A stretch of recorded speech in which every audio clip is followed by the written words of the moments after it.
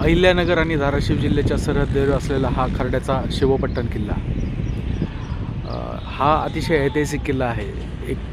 1761 साली झालेल्या पानिपतच्या युद्धात मराठा साम्राज्याचं अतोनात नुकसान झालं आणि त्या नुकसानानंतर पुन्हा एकदा मराठ्यांनी दिल्ली काबीज करण्याचं ठरवलं आणि आजूबाजूचा परिसर घेण्याचं देखील ठरवलं.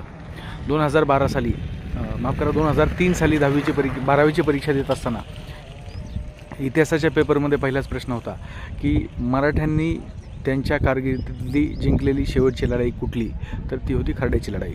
1795 साली झालेली निजाम आणि मराठ्यांमध्ये नाना फडणवीस यांच्या नेतृत्वाखाली लढाई झाली आणि मराठ्यांनी जिंकलेली ही शेवटची लढाई आहे.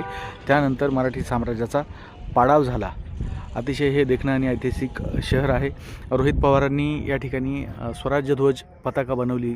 आता काही कारणानं ते काढलेलं आहे, मात्र अतिशय चांगला हा किल्ला आहे.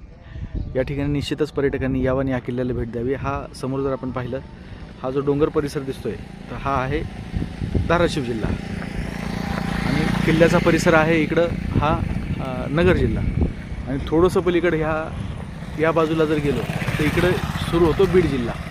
तर ह्या 3-4 जिल्ह्यांच्या सरहद्दीवरचं हे ठिकाण आहे. अतिशय ऐतिहासिक आणि सुंदर ठिकाण आहे. नागरिकांनी या ठिकाणी भेट द्यावी आणि पर्यटनाला चालना द्यावी. धन्यवाद.